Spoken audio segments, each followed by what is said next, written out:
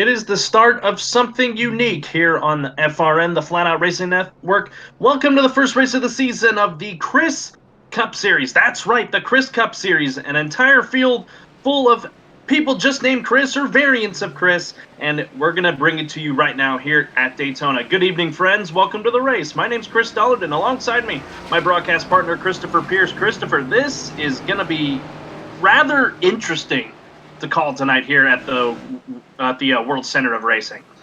You called it. This is unique. I never have seen such a coming together of drivers of the same first name. Couple of variances, but all with the same first name of Chris. We've got the sponsorships out there that have Chris. It's called the Christona 500. I mean, just the fact that this was able to be put together is absolutely incredible. Absolutely. It's going to be an interesting night, to say the least. We got 80 laps for you on tap here on FRN. On the pole is the number 10 of, Adam Tevis. That kind of defeats the purpose of anything we just said. Actually, no, I will let you know. Looking here at the starting grid for this race, his iRacing name is Adam Tevis, but his actual full name is Chris Adam Tevis, so it still sticks with it. Okay, well, that works for him at least. He's in the Go Chris colors tonight. Out to his outside is Chris Robert's numbered Chrissy D colors. Folks, I apologize if we just start breaking at some point tonight. It's just going to be a fun race to watch. Like I said, 80 laps on tap. We got about 30 cars or so out on the track right now, ready to bring you all the action. Chris Tevis ready to get you underway with Chris Roberts to his outside, and we're ready to go green in the Chris Cup Series in the Christona 500, and we are green at Daytona.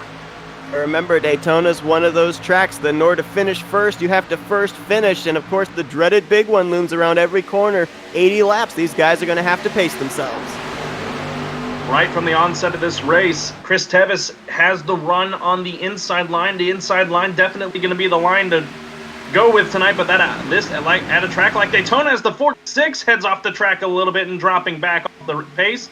As soon as I said Tevis was out to a good run, Chris Roberts with a good push from the 95 of Christopher Cook. As they head into turn number 3, he has the lead on the exit. Toyota helping a Ford to get to the race lead against a Chevrolet. And just to update as far as the 46 we saw falling to the back, I think that is strategy. He wants to be back there where it's going to be a little bit safer than up here at the front of the field where they're definitely mixing it up. Roberts continues to pace as the inside line starting to form just a little bit. He's got the 95 of Christopher Cook right behind him, along with our pole sitter Chris Adam Tevis, and then the 97 of Chris Bass. He runs in fourth with Chris Jones in fifth, as a bit of spreading out is going on up here at the front. As look out to the outside, that's the 9. He, I think, got a late start. That's Christopher Tate, as he's dropping to the back already one lap down. To give credit there to pole sitter Chris Adam Tevis as well, getting shuffled out of line and able to tuck back into the third position, because more often than not at Daytona, when guys get lined up underneath you, you're going to fall multiple positions, but he only lost 2 spots on it when he got past on the back straightaway. You're right. This track, like I was trying to say a moment ago, this track, it has so many lines you can run. You can get good runs on the outside for one lap, and then it can change on a dime. It depends on how the draft goes. So far right now, it is Chris Roberts leading the pace right now. The 13, Christopher Papa, got a little close to the wall up there with the 97 just in front of him, Chris Bass, but they kept it off the wall, and they keep on rolling. You can see they're trying to form an outside line there, and that's the 97 of Chris Bass that's leading it, but the problem is he's having some connection issues, and that's going to make everybody behind him be a little hesitant to get up to his back bumper. Absolutely right. The thing with these races, you got to think about connection and how that could be an issue. Warping could be an issue as well. And so, yeah, like you said, they could get in a lot of trouble if that would happen, if a warp wreck were to happen in this race. And, it wouldn't surprise me if it did. Top 5 as they run, Chris Roberts, Christopher Cook. Speaking of internet connection issues, he's having a little... Chris Adam Tevis runs 3rd, Chris Jones 4th, and Christopher Landy moved inside the top 5. And as soon as I was talking about him, the 95, he is dropping to the back with those connection issues. You can also see the 97 just got shuffled out of line, as that's going to be Christopher Papa in that Crisco Chevrolet moving up there past him.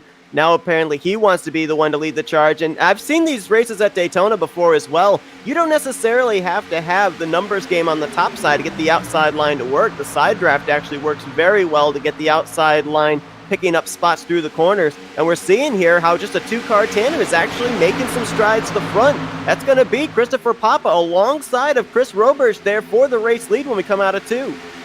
What a run there through the corners for Christopher Papa with help from the 97 of Chris Bass.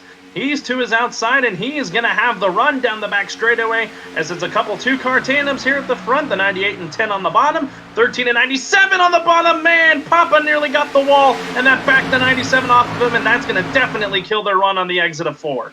Absolutely did. Inside line going to get some runs now. You've got the 71 there of Christopher Landy trying to get to the inside of Christopher Papa. That's for 3rd place. That also checked up the 21 of Chris T. Jones. You can see he's way back here now. He was up around the 5th position before the 13 almost tagged the wall. He's now almost outside the top 10. It's interesting how, like I said, things can change instantly at a track like this one. Here we are, lap 6 of 80. If you're just joining us on the Flatout, I'm Chris Dollard, Christopher Pierce alongside me, calling the Christona 500, the first race of the season in the Chris Cup Series. Chris Roberge is your leader. Chris Adam Tevis is second. Christopher Landy third. Chris Cody Jenkins in fourth in the 18 CNC car. And in fifth place is Chris Noblet in the number 17 Chris Alta machine. We saw a lot of, in practice, drivers trying to figure out what they could do in the draft. We saw slingshots. We saw 3 wide maneuvers shooting up the middle. Right now, these guys, at least the top 5, 6, 7, seem content to run single file, but obviously mid-pack, they are running side by side from about maybe 8th place on back. That's absolutely right. And we mentioned a moment ago, I'm amazed. Now he has a new drafting partner in the 9, the lap car of Christopher Tate. Now the 9's really pushing him to the front. Man, this two-car tandem, Christopher, is just really interesting in how it's able to break past on a train, even though that little inside line is a little bit disorganized, but it's still impressive to see a two-car tandem work. Man, the 9 nearly got out of line there with the 13 of Papa. You would think that the Chevrolets and the Fords, the way that the front end is built a little bit flatter, that they'd have a bit more of an advantage, but they actually did make a little bit of an update in iRacing where the Toyota is able to push a fellow Toyota as well. So you'll see all 3 of the manufacturers kind of two-car tandem as we see here. And this is important too. If you look at that 9 car of Christopher Tate, you mentioned that he is a lap down, but right now he is the first car -1. So if a caution came out, he would be in the lucky dog position. That's why he's trying to... Oh, there we go! 13 goes around! And he collected the 9 of Chris Tate. Wow. I'm sure you saw it live. But a big wreck. You're right, man. That could have been a lot worse than it actually was. I saw it on my screen. You saw it probably live there. The 9 got to the inside of the 13, and I hate using, but maybe some aero loose happened there. And that's the reason why we are we are under caution here on lap 9 of 80, just about 1/8 of the way through this one. I think we'll be able to definitely tell with the replay, but it looked like it could have been a little bit of netcode. I'm kind of trying to figure out 2 things. 1, why the 9 made a move to the inside 3 wide, and 2, why the 13 tried to come down and block. But then again, at a super speedway, sometimes when you think you're clear, you're not necessarily clear, and even the spotter can't help you. Yeah, and it's unfortunate that it happened as they're heading down through turns 3 and 4. The 9, Christopher Tate there on the apron. It's a tough break for him. Getting involved there, like you said, could have been an issue with netcode, but replay will tell otherwise. Chris Roberge is still your leader, as I'm not sure if they're going to be coming around to make pit stops here, but we'll see what happens here, as it doesn't look like any takers so far early on in this one. I would maybe kind of wonder a little bit, too, about the... trying to figure out which car it was that actually took the hit to the 13. I mean, he hit it with the hood. And I'm trying to cycle through to figure out who that is. I'm not sure if they're going to be... I believe it was... It might have been Chris Newman. Mm-hmm. I think Chris Newman in the 90. I would love to know just how much damage he sustained, because we're actually going to take an onboard with him, and he was one of the drivers that I think the 13 car landed on. Yeah, I have him right here, right now. He's in the pits taking service for tires and fuel, I would assume. As to confirm, the top 16 did not pit. 17th on back, plus a couple others have pitted. So that you got to think about and consider as well the strategy of those guys. But regardless, the front few don't see it fit to head to the pits yet. We don't really know what the fuel window is for these guys, but I think we can safely assume they can't make it 80 laps on what's in the tank. I think what these top 16 might be thinking about is wanting to keep that track position, because, as stated, that was a big wreck, but it wasn't the big one that we're used to seeing at the super speedways. I think these guys up here, they're thinking, let's keep our track position for the moment, stay ahead of that big one if it breaks out.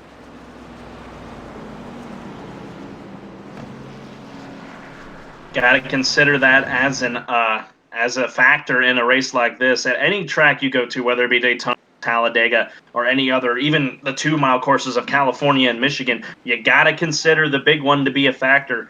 And like you said, it was very close to being the big one, but in reality, when you think about it, just about only 2 or 3 cars were really involved.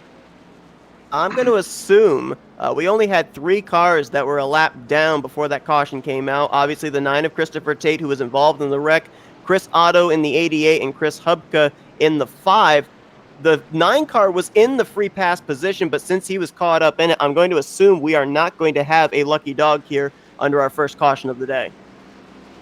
I'm going to have to agree with you on that. He was the only car 1 lap down. Other car, Chris Otto, he's 2 laps down in the 88. Chris Hubka's 5 laps down in the 5. I'm assuming they didn't get they did not take the green flag. And then Christopher Spivey, he's 11 laps down. I don't think he's even started in this race. So yeah, you're absolutely right. There is not going to be a lucky dog under this first caution of the day.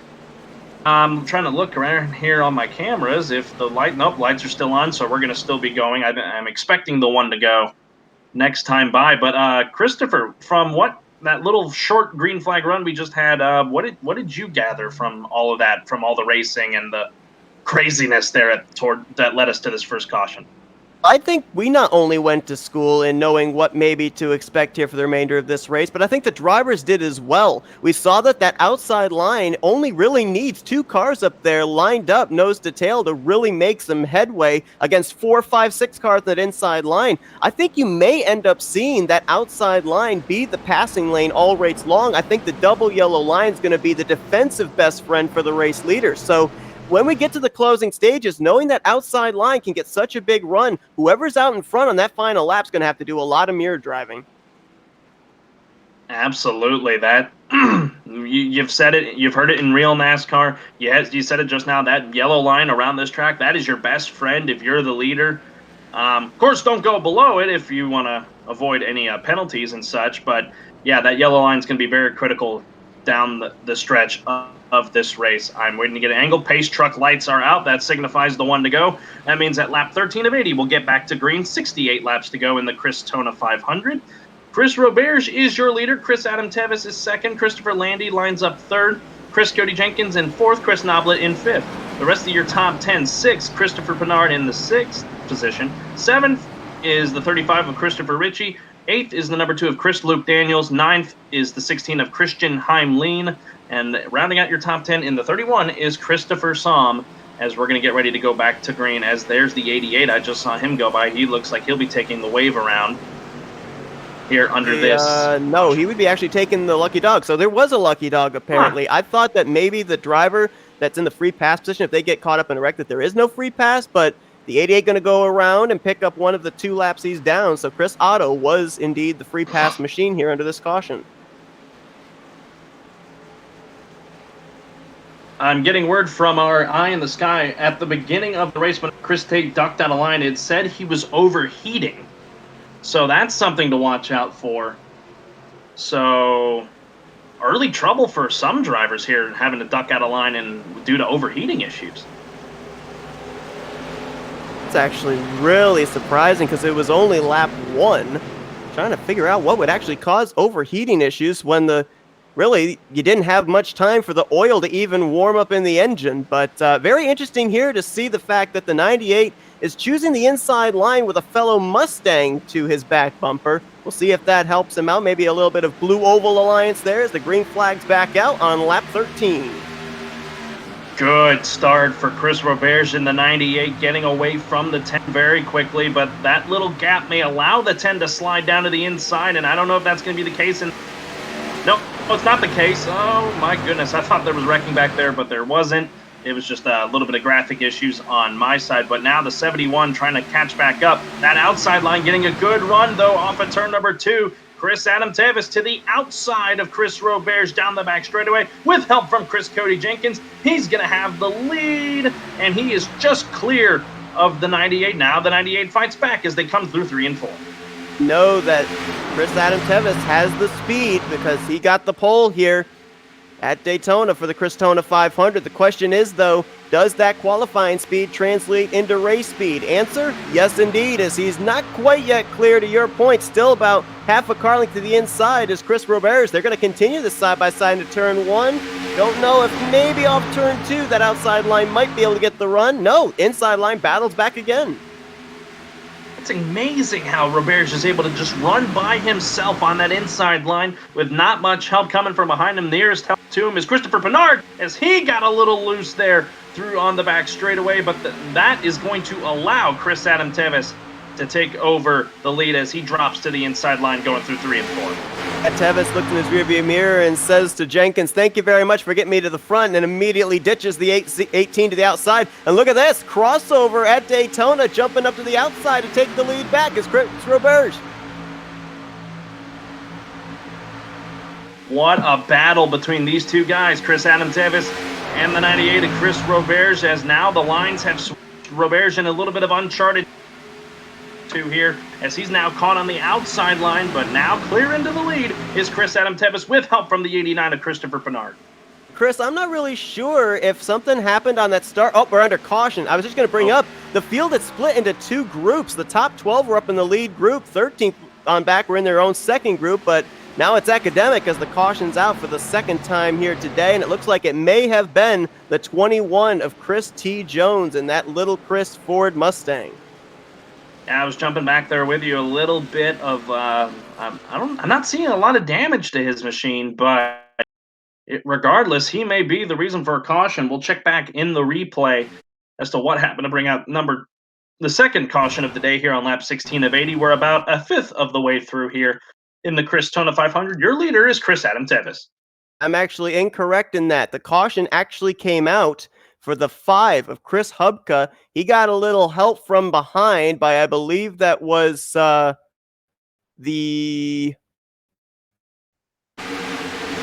tell who that was. We'll see here. I think it might have been the 8. The 8 car got him from behind. Yeah, it looked like Hubka was actually trying to make a move to the inside of the 4 of Chris M. Scott and didn't realize that the 8 behind him had a huge run, came down across his nose, spun it to the inside, and with oncoming traffic, race officials no choice but to throw the caution. So it's unfortunate for a car that was running already way off the lead lap, 5 laps down, but that is the reason why we are under our second caution of the afternoon here on lap 16 of 80. Like I said, at Chris Adam Tevis is your leader. A lot of exciting racing so far in this one. As I look up here at the leaders, none of them making a move to the pits. So, well, as soon as I said that, Chris Cody Jenkins makes a move to the pits, and he will be one of the top few cars to maybe come down and pit. And as I'm looking through the telemetry here, a lot of the guys that took tires and fuel last time, they're starting to work their way up through from the middle of the pack and out just outside the top 10.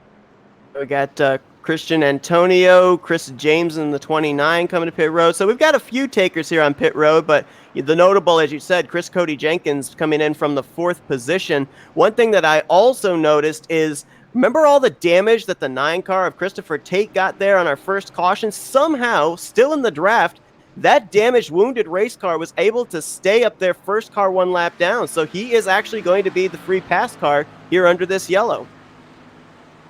It's interesting how things work out for some guys. Some luck doesn't go for you, and then it just ends up working out for you, and that was the case for Christopher Tate as he is now back on the lead lap. That will move Chris Otto into the free pass position should we get another caution right after this one, as he's the only car that is one lap down. So yeah, next caution we get, barring that he doesn't fall down another lap, he'll be the lucky dog.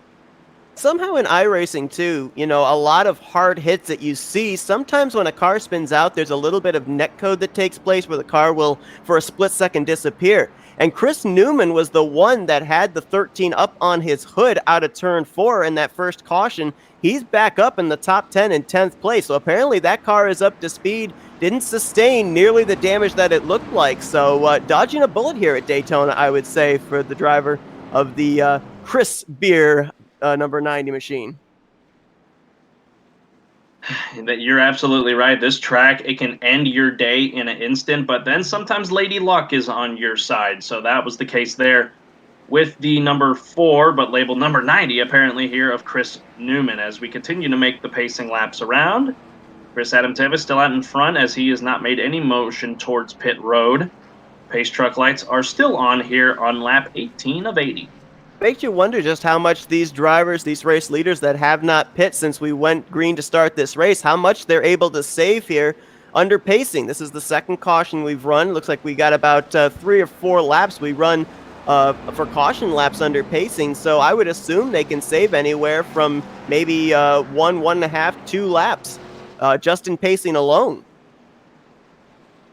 Yes, I that's a really good point, because I did not consider the more caution laps that we're running here, the more that these guys get to save. So maybe that's a reason why these guys maybe don't want to make them a pit road and change up their strategy. These pacing laps may help them out. Like I said, we don't really know what the fuel window is for these guys, but I guarantee you we'll get a pretty good indication, because if we end up getting to that fuel window point and a caution comes out, we're going to see everybody on pit road making potentially their last pit stop of the day. But obviously we're almost a quarter of the way through this race, so we're not at that point just yet. Getting closer to it, though, as we're approaching lap 20. I think that's when we're actually going to get back to green. We'll get the one to go when they to the line here. Quickly, I'll give you your top 10. Chris Adam Tevis is first. Christopher Bernard second. Chris Roberge, the guy that's been leading most of this race, but has found himself in third now. The 71 of Christopher Landy, fourth. Chris Noblet, fifth. Christopher Saul makes an appearance up here in the top 10. He's in the 31 in sixth position. Christopher Ritchie in seventh. Christopher Cook in eighth. Ninth is Christian Heemline. And in 10th is Chris Newman, rounding out your top 10. So I want to throw something out here, too, that I just thought of.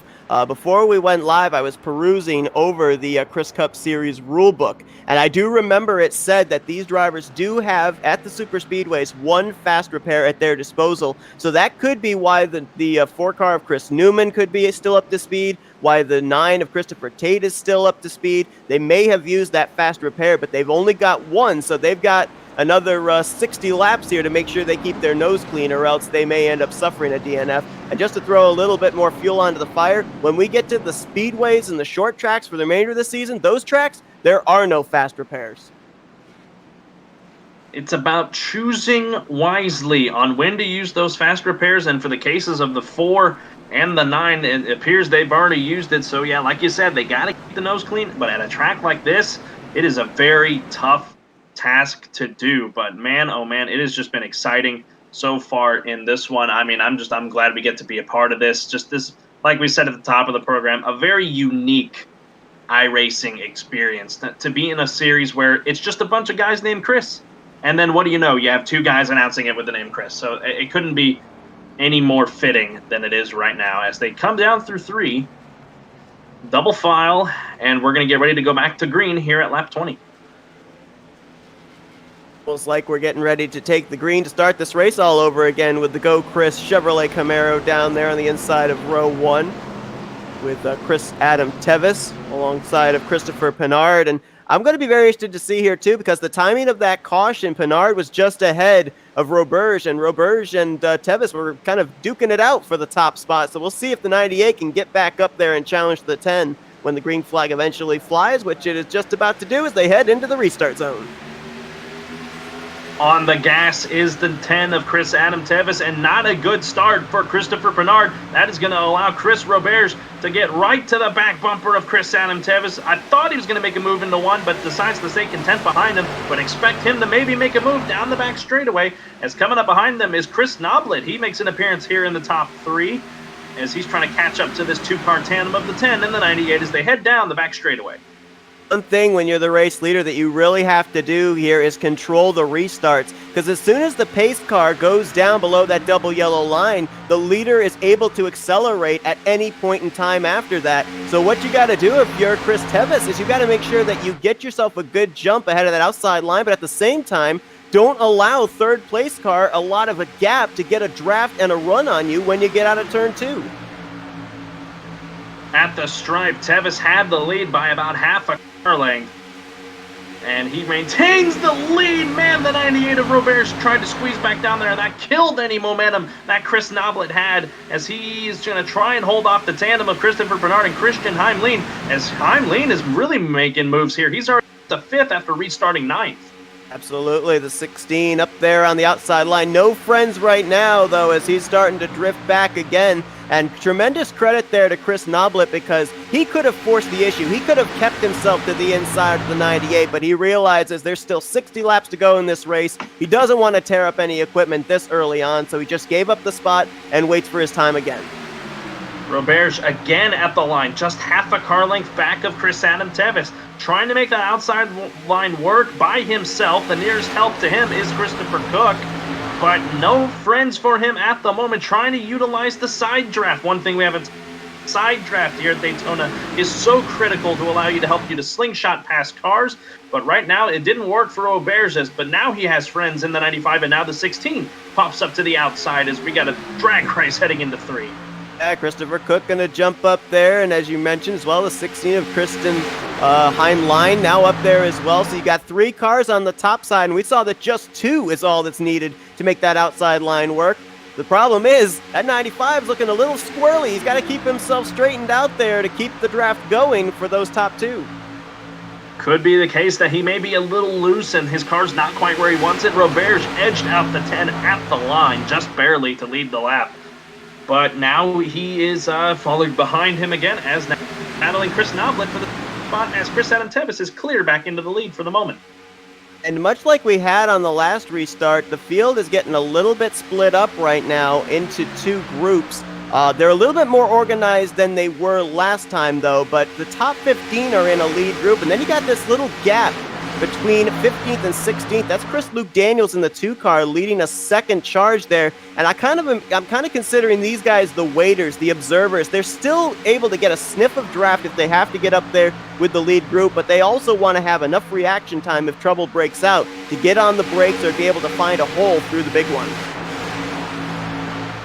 That's actually a really good point. Very interesting strategy out of those guys. I was right away.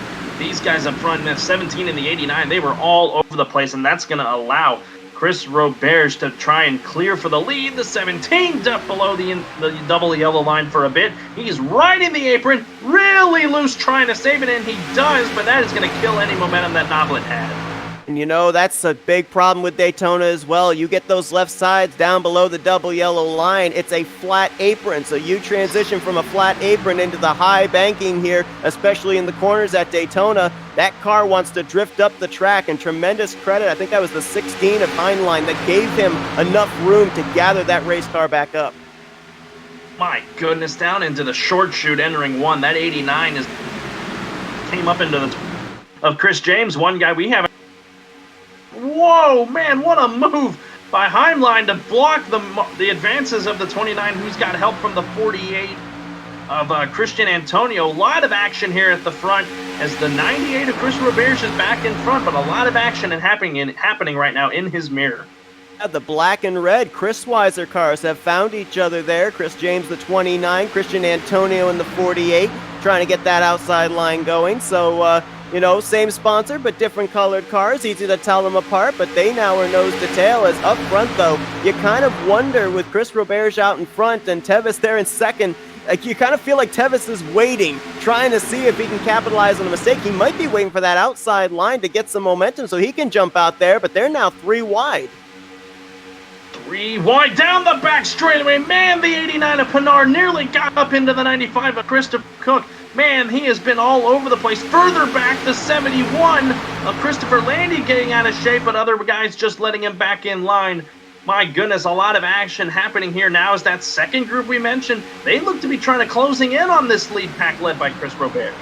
You know, all those near misses there with people blocking and stifling the momentum in that lead group, I think is playing a big part into why that second pack is catching up. Absolutely, but my goodness, just incredible racing out of these guys, and the fact that they're able to keep it clean and not get into each other, respectfully letting each other in line. We were talking about that outside line a moment ago, 3 wide. Here comes as the 95's in the middle. A little bit of neck code there. Oh, that's going to be dicey coming through the corners as the Bud cars are a little tight. Oh boy, contact. Wow. Man. Oh, whoa, the 95. And he saves it again. But look at the Bud cars on the bottom. The 48, does he save it? No. Oh my goodness, what is happening? Still green. They kept it straight. The 95 was sideways. The 48 was sideways. The 13's on the apron. Somehow we're still green. Oh my goodness, what wild action happening from the start-finish line all the way into turn 1. Somehow, someway, we're still green. The packs are all broken up now, but my goodness, what a job of driving by the 48 of Christian Antonio and the 95 of Christopher Cook, despite the fact that Cook's got a little bit of front-end damage now, to just keep the green for everybody else and to save their race cars at the same time. Wow, incredible. That little bit of front-end damage on Christopher Cook may affect him because this is such an aerodynamically dependent track. But I think he got a little bit of help of keeping it straight, too, because when he was sideways, he bounced off another car that straightened him out. So there was a little bit of an assist there, but we should have had in 4 different areas, as you mentioned, from the tri-oval down to turn 1, we should have had the caution fly at least in 4 of those areas, and somehow we're still green. But now everybody has a chance to catch their breath, get lined up, try and catch back up to this top 5 here. But boy, a lot of near misses here in these last 2 laps. And we're not even to the halfway point of this race. We're at the line here.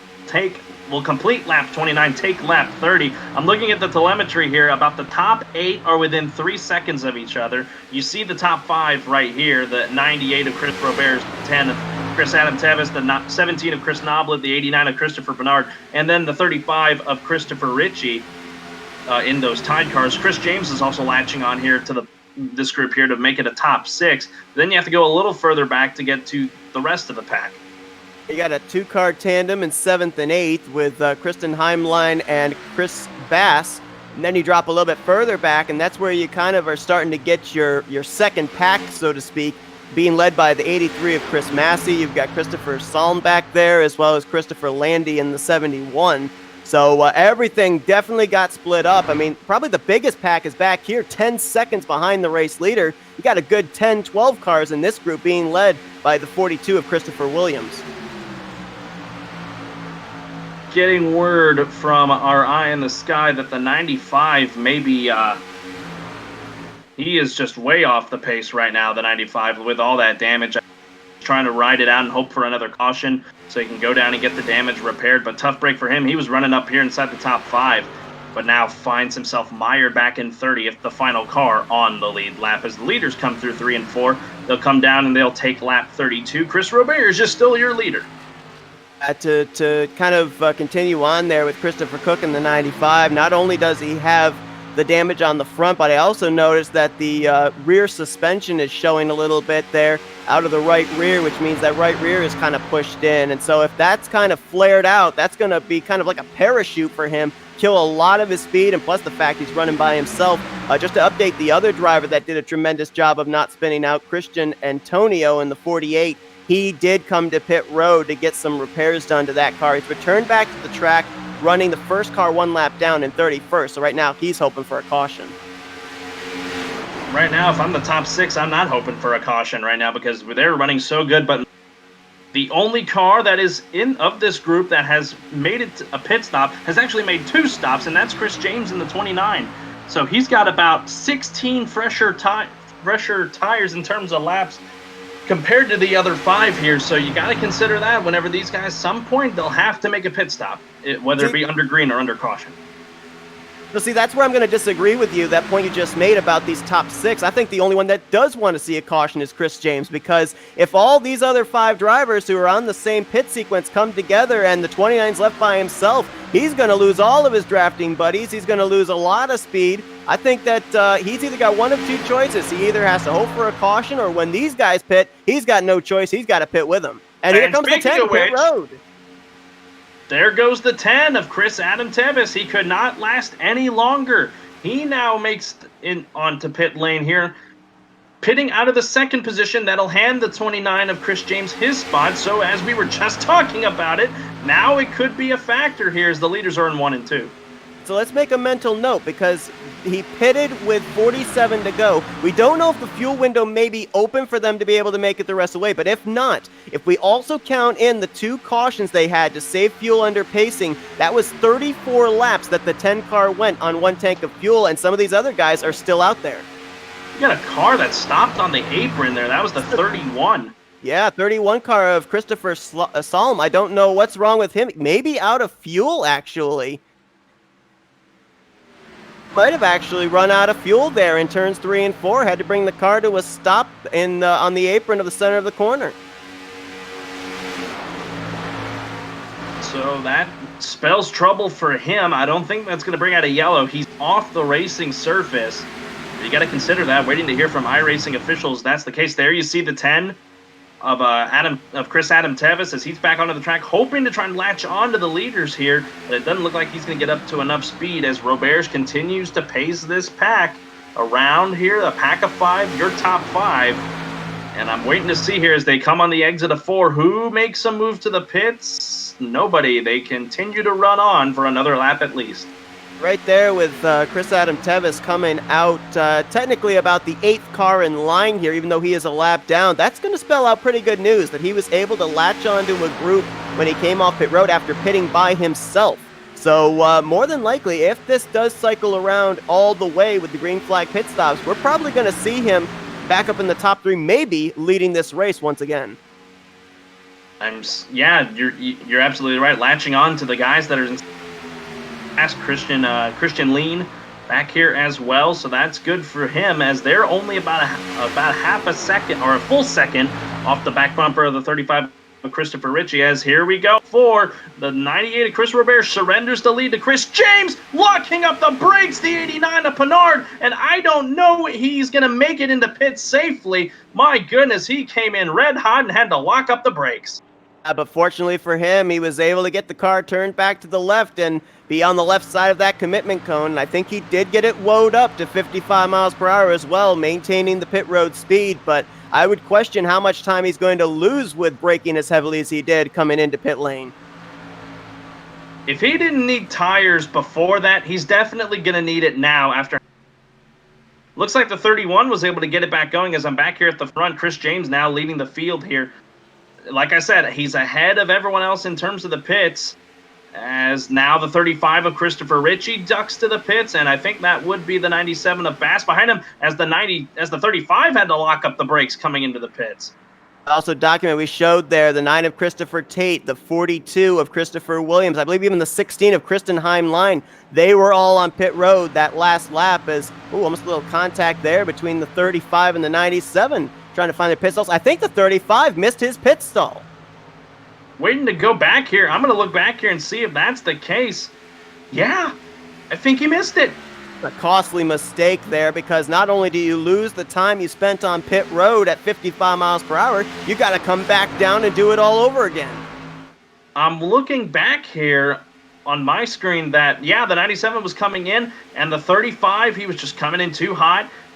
97 probably had to play a factor in it, so a tough break for the Chris Tide colors of the 35 of Christopher Ritchie. So, yeah, he's going to have to bring it back down, and that's just going to cost him more time, and he was running up in the top 5. Very conservative entry onto pit road for the 17 of Chris Noblet. He was down on the apron coming out of 4 and was literally coasting down to the pit lane entrance. I don't know if he was trying to save fuel or not. Now he overshoots his pit box. That's another thing, too. These drivers have been out there now for about 30 some odd laps, 40 laps closing in on. And those tires all warmed up. You go down to those nice, cool concrete pit stalls, and those brakes lock up, you're going to overshoot your pit box. My goodness, a lot of drama happening here at this point in the race. The 29 has caught the longtime leader, the 98 of Chris Roberge. I think this is to put him a lap down. But I'm looking through here. Just about everybody has made their pits. Noblet was the last one to come in, so everything would recycle whenever Chris James does decide to make a pit stop. He's currently got a 10-second lead over now the second-place car, Chris Cody Jenkins, in the 18. And then in about 2 seconds back is the 13 of Christopher Papa. So a lot's going to change whenever the 29 does make a pit stop. Like I said, he's on a different strategy than the rest of them. And if he plays this out right and cautions either fall his way or don't fall his way, he is perfectly set for the end of this one. You bring up about, the timing of a caution. Right now, he is behind the 98 and the 10 of Roberge and Tevis. If a caution came out, those two would still be on the lead lap. So they are right now fighting as best they can to keep the 29 in their rearview mirror, because if they get lapped, that would leave us with only 13 cars on the lead lap, and it would then turn into a battle for the free pass position between the 98 and the 10. So right now, I think maybe James content to ride, and if we are, based on the indications of when these drivers that had not even come down pit road once with our two cautions, if the furthest they can go is about 34 to 36 laps, we're going to see that 29 car on pit road somewhere in the next 10 to 12 circuits. Excellent point there. And yeah, if he were to come down in the next 10 to 12 laps, that would get him at lap 52 to 80. And if the pit window is 30 plus, he would be good to the finish. But like you mentioned, and I mentioned, the caution would have to favor him, or the lack thereof of cautions. So this is going to be very interesting. And as you said, only about 14 cars on the lead lap, the tail end of them being the 98 and the 10. Still about 10 seconds back is Chris Cody Jenkins in the 18. He is making up ground, but steadily making up that ground. He will not assume the lead more than likely until the 29 does make that pit stop in about 10 or so laps. The good news for both Chris James and Chris Cody Jenkins is they're both with a group of race cars, and a bunch of those race cars have already come to pit road. So they're being able to turn lap times a lot faster than if they were out there by themselves. The guy that's all by his lonesome right now, well, he was able to actually draft up to this group, is the 13 of Christopher Papa, and that says to me just how much the draft plays in, because the last time I looked at the 13, he was running about 9-10 car lengths behind this pack, and he was able to draft up to them. So, if you're able to get that good of a run being in the slipstream, in the draft, boy, oh boy, you better look out for the runs we're going to get when we get down to the nitty-gritty at the end of this race. There's one guy further back, and that's in fourth right now. One guy we have not talked about. Steven Skalick in the number 24 Ducris colors tonight. He's got a good run going right now after the pit stops. In fifth place behind him is the 46 of Christopher Takas. And, whoa, something happened. We got cars coming to pit road. The 5, the 24, like they made a pit stop? Huh. And the 72. They all came to pit road together. Sorry about that, folks. I lagged out for just a moment there. Yeah, the 24, as soon as I talked about him, is going to make a pit stop, his second pit stop. All those guys that are already made pit stops earlier, they're not heading into the pits now. Seems a little bit early to me for those guys to be coming to pit road. The 5 machine, I believe, is a lap down car, so I think he was just coming down having somebody to draft with. However, the 72 and the 24, they were both running up there inside of the top 10. So that was regularly scheduled stops for them, but it ended up being about 5 laps sooner than I expected. Yeah, you make a really good point there. As now is on the 46 of Christopher Takas. He's now into the pits. All of this, of course, happening behind the race leader, Chris James. He's about an 8.5 second lead right now over the second place car of Chris Cody Jenkins. He's got a little bit more of a pack now. Joining this pack is the 31. We talked about him earlier, Christopher Somm. He's 3 laps down, and then right back behind them as well is another lap car. I believe that's Chris Massey in the 83, so a little bit of a bigger pack starting to form here around the race leader. Right now, with the 98 and the 10 running ahead of race leader Chris James, Your free pass position driver currently would be the 48 of Christian Antonio, who, remember, had to pit all by himself to repair damage after that near spin over near turn 1. A great comeback for him, but he is hoping for a caution here because obviously with that unscheduled pit stop, he is completely off sequence with everybody else. Of all the guys that are up inside the top 10, he has the most pit stops out of any of them. He has had to make 3 stops down pit road while everybody else has made either 1 or 2. Only other car I see that's made the most, that's Christopher Tate. He runs 16th right now. He's made 4 stops. A little bit of action here at the front as the 31 and the 71 were mixing it up there. I don't know if that was for position or not. I don't think it was. No, it wasn't. Christopher Landy's 2 laps down. The 31 of Christopher Somm is 3 laps down, so a little bit of getting dicey right there. As this pack was once 4 cars, it has now grown to 7. As of right now, only one of them is a driver that is leading this race, or even up in the top 10. We saw a number of other front runners duck to pit road, including the 18 car. We also saw, I think, with the 21, the 7 was on pit road. So a lot of your guys now that had stayed out long, now they have come to pit road, and I believe we're going to have, at this point in time, only 2 cars that we're waiting on. There are a couple of other guys out there, like the 48 and the 10, that have been out there for 18 and 13 laps respectively, but we're really only waiting now on the 29 of Chris James and the 4 of Chris M. Scott, and as soon as they come to pit road, the pit stop cycles will have cycled around. And like we mentioned earlier, when that 29 does pit, he would be good to the finish. I don't know what the case would be for drivers like the 98, Chris Roberts, and the 10 of Chris Adam stop this afternoon as they're starting to come up on some more lap traffic. These guys right here, they got to be careful too. They could fall 2 laps down to the race leader, and that would really set them back. As look at there's the 35. He's just catching up here on that inside line. A couple cars into the wall. The 31 of Christopher Somm found the wall. I saw some sparks flying, but my goodness, a little bit of action. More than we needed at the front. The 31 all over the place, but he saves it down the back straightaway as the 83 of Chris Maxey says, I don't want to deal with that. Goodbye. I think the 29 might be coming to pit road this time. He darted down to the inside, making sure he got down to that double yellow line. So he will have made it 34 laps here. Well, nope, he's going to stay out another lap. And to your point, when he comes to pit road, he is going to be good to go on fuel because he's been out there now for 34 laps, and we have just now hit 31 now laps to go. So he would definitely be able to make it the rest of the way. I'd be a little bit wondering, a little bit concerned about some of these other guys, though, like the 10 and the 98, because they were on pit road about 11 laps ago. If I'm the 98 and the 10, you are hoping, I don't know if you're going to be hoping for a caution once pits, and you're able to get your lap. Well, they have their lap there, but they're able to make up all the ground that they lost through all of this. But I don't know if cautions would be their friend. Caution would not be a friend to Chris James, I would think.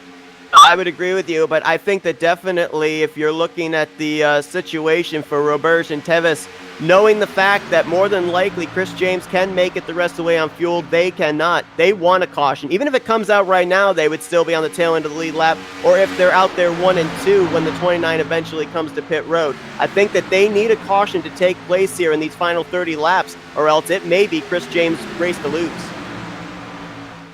Absolutely. As this pack has steadily grown a little bit of lap cars. The 35 is in the pack now. The 17, I believe, yeah, that's 17 of Chris Noblet. He is up here as well. As you just continue to watch here, the 29 of Chris James has still made no motion to pit road. As they come off of 4 here he comes. Saw second place Chris M. Scott was in the lap before, so this will finally cycle around the entire field, making green flag pit stops. And now at this point, we're basically either racing for the white flag or the caution flag, depending on which comes out first. Sticking here with the 29 as he makes his pit stop. The final car to make a pit stop under this very lengthy green flag pit stop situation, only because of the 29 of Chris James. A quick stop there as he spins the tires coming out of the pits. See, as he's coming out of pit road, the guy that would have been pegged to resume the race lead was only midway down the back straightaway. So depending on how quickly Chris James can get up to speed, he may still come out the race leader. But the question is, when this pack reels him in, is he going to be left out to dry in a sitting duck? I'm going to agree with the latter on that one, that he's going to be a sitting duck. He's got to be careful down here on the apron. This apron is very slick, so when you're coming around through here in the spin the car out, as it looked like he almost did coming through 1 and 2, as he's now onto the back straightaway. Telemetry's telling me they're about 5 seconds and closing about a second. He was coming down the back straightaway about 175. The leaders were at 200 miles per hour. That's 25 miles per hour difference. So I think if you're Chris James right now, when they catch you, just kind of let them go and find a place to slot in line. Because remember, as we've documented right now, he's one of the few guys that look like they can make it the rest of this way if we remain green to the end on fuel. The closing rate for those guys has slowed down a little bit. It's slowed down from 1 second a second to about 0.3 of a second. Chris Roberge is on that outside line with help from the 10 of Chris Adam Tevis. They're the only two that will contest with Chris James, as the rest of the pack, 15 cars on the lead lap at the moment, are way further back, 11, 12 seconds. They would need a caution to even get back up and get even close to where these leaders are right now. The thing that really helped Chris James there was he came out in front of a pack of cars. You got the 25, the 88, I believe that's the 81 and the 21 all here together, as well as the 2. They kind of held up the 10 and the 98. And yeah, I know why you did that reaction, because we nearly had a wreck right there. The 81 getting a little bit out of shape. My goodness, that 81 nearly came down into the 98, and when that was happening. Right now at the moment, the 29 of Chris James, after all that, he is still your leader. 98 makes a bold the inside line to get under the lap car of the 81, as he is now nose to tail with the 29 Chris Weiser machine of Chris James. I know that obviously right now he's not having the run he was looking for, 18th place, 1 lap down, but I want to just give a public shout out here to Chris T. Jones and that 21 machine, because this is the guy that put this whole thing together. He is the league admin. He's the one that made all of this happen. I mean, just the fact, we said this at the top of the broadcast, and it's worth repeating, the fact that you're able to get 35 to 43 people with the first name of Chris to show up for a league, that is an unbelievable amount of dedication, and just give him a public shout out there for a tremendous job of being able to put this league together. Kudos to him, and appreciate it. I can speak on behalf of Christopher and myself and everyone at FRN that we are very thrilled that he allowed us to be able to broadcast this tonight. And it's been an exciting race so far, and it's continuing to get exciting. 3 wide at the front as they're trying to split the 25 of the Chris Depot machine. That's the 25, I'm trying to find his name here. That's Chris Donahue. They're trying to get around, but the 29 of Chris James continues to pace this field. Man, that 98 of Chris Roberge, he looks like he's in a hurry to try and get the lead, and at the stripe, he will have it by half a car length. He's trying to push Donahue up there so he can clear the 29 for the top position. Was a little confused at what Donahue was doing on the back straightaway on the last lap. Looked like he might have been moving low to get out of the race leader's way, but then he came back up, and that's what caused them to split 3 wide and eventually allowed Roberge to be able to get around Chris James for the lead. But again, to the point I made, I think if you're the 29 Chris James, keep your car in one piece. Don't be racing too aggressively right now, because you've still got the knowledge. Oh my goodness, you still got the knowledge you can make it on fuel, and boy, I think we better check our heart rate after that one. Golly, man, the 25 at Donahue nearly came up into the 90. Just about took him out, and that's what I was about to say when you stopped talking, that I'm not liking how big this pack is getting around the leaders. They are getting real rowdy further back here. 4 wide for a moment as the 10 had to split somebody. I think that was the 97 of Chris Bass, not Bass, a lap car he was trying to split. But after all that, the front 2 have broken away a little bit from this pack, so they can breathe a little sigh of relief. But this pack is getting bigger, and if there's going to come a caution in these final 24 or so laps, it's going to come from this lead pack. You know, people are probably wondering, well, why are these guys up here racing the leaders like this? You got to remember, there's a race within the race. Yes, you got the top 2 up here battling for what potentially could be the race win. But right behind them, you've got the first 2 cars 1 lap down, the 25 of Eddie Donahue and the 35 of Christopher Ritchie. They're battling for the free pass position in the 15th and 16th spots. So there's a battle within the battle going on here, and that's why I think we're seeing a lot of slicing and dicing around the leaders. Now the 35 jumps to the inside of the 25, right position, and he will do so. What a comeback it would be for Christopher Ritchie. He missed his pit stall, in that first run of green flag pit stops and had to come back down again, and now he's up in 15th position trying to fight to get his lap back. Kind of the question of what if, because right now he's running third in this line behind the top two. Imagine if he hadn't missed his pit stall, he'd be up here running in the third position still on the lead lap. It's just a battle of attrition at this point, and you know, this as a driver, it's almost like a chess match as much as it is for your crew chief or spotter. You got to consider all these things because, you know, it's not always the fault of the crew chief as they pass some lap traffic here. It comes down to the driver as well, and Christopher Ritchie right now trying to make up for that as they're getting a little slicey and dicey behind them. The 88 of Chris Otto right here in the middle of this, the 17 nearly down on the apron of that's Noblet there. As, man, I don't know what it is with these guys. They sliding through 3 and 4. I don't know if it's that the sun's not on the track right now and the track is cooling down a little bit because there's no sun, but you got to figure that in as well. But my goodness, when they're coming through 3 and 4, they slide up that track. They really push up, you're right. And a bit of that could maybe be the heat that's building up in the right front. When that happens, sometimes the car just doesn't want to turn left. It wants to go straight. So you got to yank that thing back to the left and bring it back down to the inside line. But we saw moments ago the 12 car get lapped. That was Chris Thomas Faddis. And with him going a lap down, that leaves us with only 13 cars still in the lead lap. And I'm going through the numbers here, trying to work the calculator. Right now, as I'm looking at it, out of our entire top 10, only 2 drivers are good to go on fuel. Second place running Chris James, and 8th place running Chris Cody Jenkins. Everybody else is going to have to come to pit road before the conclusion of this race unless they've been able to do some tremendous saving. Yeah, I'm looking at the telemetry here. Chris Robert, he is on 24 lap old tires and fuel with about 20, as we just took 20 to go here, lap 61 of 80.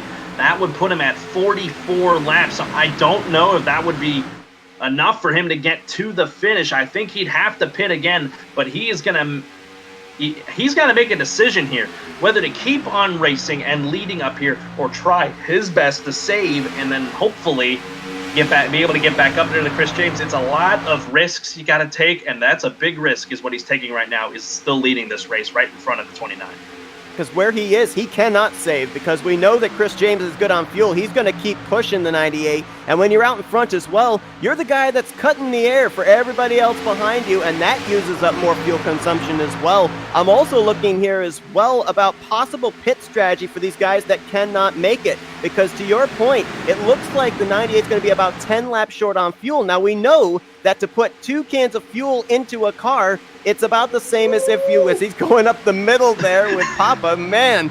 But, you know, it takes about the same amount of time to change 4 tires as it does to put 2 cans, and that changes it everything up. Well, 81. Yeah, you're absolutely right. That changes 81 of everything. Chris Stamper over there in 3 and 4, and I think there may have been a couple of other drivers as well. Oh, man, 3rd place running. The 10 car of Adam Tevis was involved, as well as the 72 of Chris Edwards. And a lot of drivers that may also have been caught up in this one. This may have qualified up to this point as our closest thing to a big one. And boy, a handful there for Chris Edwards, trying to limp that 72 car back to pit road. Suspension issues as that car is clearly skewed off to the left. As you head back on the replay, I'm trying to look back here and see what happened. It was in this. I saw the 35 try to jump out of line, get by the outside of the 72. I think it may have been a little bit of net code. It may have been contact. When you look at the replay, you're able to get a good idea of what happened. But the 72 collided with him, and the 4 was just an innocent bystander. And the 10 and the 81, I think, were just trying to avoid the wreck, and they collided, and that's why they were involved as well. Chris, you hit it right on the head. When a car jumps up in the air like that, like the 72 did, that is absolutely net code. And a lot of drivers collected up in that one. The 21, the 83 I saw also get involved in that wreck. And I think there's still maybe even more that we don't know about that may have gotten little pieces of that incident. It's unfortunate to see guys that were running so well all this afternoon. Chris Adam Teves, he was up front. He was our pole sitter. The 81 of Chris Stamper, he was running well as well. 72 trying to just log laps. Remember, this is the first race of the season, so there's still a lot of season to go. in the Chris Cup Series, but you definitely want to start at Daytona very well, but when you start bad, it's a little bit more of an uphill climb, as the 98 of Chris Roberge just brought his car down pit road, handing the lead back over to Chris James. And we got to think here, how many guys with Chris James now the leader, but the 98 pit, so I don't know if the wave around would be a case for any of those that are a lap down at the moment. Christopher Ritchie, I believe, is our lucky dog. Well, I mean, with the fact that pretty much Chris James was right behind the 98 of Roberge, I kind of get the feeling there are going to be no wave around drivers. But going back to the wreck as well, we saw the replay there following the 10 of Chris Adam Tevis. I think he might be okay. I'd be a little bit concerned about the damage sustained to the right front of his car after contact with, I think that was the 81 of Chris Stamper. But if that doesn't hinder him in any way, shape, or form, I think he still might be all right, because he only really went for a slide through the grass area. And remember, too, I don't think he's used his fast repair, so he's still on the lead lap. That 10 machine still could be up to speed and still could be a factor at the end of this race. And he made a pit stop there. The only two that did not pit were Chris James. And how about this? Now in second place, the 42 Motor Chris Ford of Christopher Williams. We haven't mentioned him at all tonight. He is now sitting in the second position with Chris Roberge in third, Chris Bass fourth, and Chris Adam Tevis in fifth. So a lot of interesting things are happening. And Chris James is coming to the pits. This is really interesting. I don't understand this because he is definitely good on fuel. I was a little bit concerned about seeing the 42 stay out because it looked like he could be anywhere from a lap and a half to 2 laps short, but it looks like he is actually going to hit pit lane as well. So I would love to be a fly on the wall of the pit box of the 29 car. Actually, he's now actually doing a stop and go. He's bringing it down pit road, stopping at the end of pit lane, apparently got hit with some kind of an EOL penalty. Oh, wow. Now, I'm not sure what he did to have that penalty happen, but that solves all the questions about the wave around cars, as everyone that was a lap down, I believe, has taken the wave around. So we're going to have more than 10 cars on the lead lap. Oh, my goodness, Christopher. We're going to have a really, really exciting run here to the finish. If my calculations are correct, we're going to have either 17 or 18 cars now back on the lead lap, including the driver that got the free pass from that caution, Christopher Ritchie in the 35. We saw he was battling hard up there in the lead pack to get in the free pass position. Well, mission successful, but yeah, having this many drivers now put back on the lead lap when we were looking like we may have only about 12 or 13 cars in the lead lap, that changes things up for sure. A lot more drivers now in contention. And again, we may not have seen our last caution. We're going to be getting back green somewhere in the vicinity of less than 15 to go. So we know that when the laps get shorter, the aggression gets a lot higher, and we may not have seen our last yellow flag flying before we get to the checkers. You hear it all the time. Cautions breed cautions. It always happens at super speedways or 2-mile courses, or even on the short tracks as well of Bristol and Martinsville. It's going to be very interesting as to what happens. I think but it's going to be a wild run to the finish. I believe we're taking the 1 to go this time, and we're going to go back green at lap 67 of 80. That would put us at 14 laps to go. I'm trying to get up to the pace truck. Yeah, pace truck lights are out. Not sure what these guys are waiting on to take the wave around. They gotta hurry up and go around there. They might be waiting for the admin to let them know it's okay to go. Waiting to hear from him. They still have not decided they have not gone yet, and now I think Richie's kicking it up now. Yeah, they may have to wait until the back straightaway, perhaps. But, if we were going to do some Larry McReynolds trends here, I think that he would probably tell us that in the last 15 laps, a caution may be brought out by a guy named Chris. Thank you. Yeah, welcome. It was going to come out at some point. I'm looking here. They still have not taken the wave around. I'm not sure what's happening here. My question is, does that mean that these guys that are on the tail end of the lead lap, that they double up ahead of the leaders? Because they did say in the rule book that there is a lucky dog free pass, but there are no wave arounds. But there was no explanation of how those drivers on the tail end of the lead lap, how they would line up. And maybe because they weren't expecting a situation like this. Definitely going to have to go back to the rule book at the end of this one to see. So officially, looking at the telemetry here, about 9 cars are within race leader Chris Roberge. Chris Bass is going to be second. Third is going to be Adam Tevis. Fourth, Christian Haimline. And fifth, Christopher Pinard. So as those guys are right in front of the leaders here, this is going to be a really wonky restart here. Well, just to update you, they actually did throw out another caution lap. I Okay. saw the caution light came back on, so maybe they're actually going to have the cars do the wave around here. Must have been some miscommunication there on the side of the admins as well. Richie is still not going. Maybe trying to figure out how this is going to have to line up, whether indeed they're going to bend the rule as far as wave arounds and let them go around, or whether or not they're going to have them line up double file in front of the race leader. But I'm looking back here at a couple of guys that have had some tremendous comeback runs. First caution of the day involved Christopher Tate, who was a lap down at the time. He's been able to battle back, currently on the lead lap in that 10th position. And how about Christian Antonio? You mentioned he's one of those guys trying to take the wave around here, but regardless of that fact, he's in 14th place, and he was one of those guys that was caught up in that melee along with the 95 of Christopher Cook back from the trioval to turn 1 that probably should have brought a caution and didn't. So great comebacks for both of those guys. The question is, though, is the 48 going to be on the lead lap here when we go back green? And there you see, wave around cars are indeed going to go by the pace truck. They're going to have to hurry to catch up as the field now doubles up heading into 3. It wouldn't surprise me if they threw on another lap of caution. It would not be good. I'm trying to look at our timer as well, if that's going to be a factor as well. They're going to take the green here, it appears, with about 13 laps to go. As the wave around cars are going to make it around, 9 cars are going to be up here in this lead group. Folks, if you've been with us at the beginning, it is just about to get crazy here at Daytona in the Christona 500. First race of the season in the Chris Cup Series. This is going to be an exciting run to the finish. Green flag back in the air as the 97 and others didn't get a good jump, but who got a good jump? The 98 of Chris Roberge. Who else got a good jump? And that was the 16 of Christian Haimline. He tried to actually split the middle 3 wide, but got blocked by, I believe that was the 97, who now tucks into the 4th position.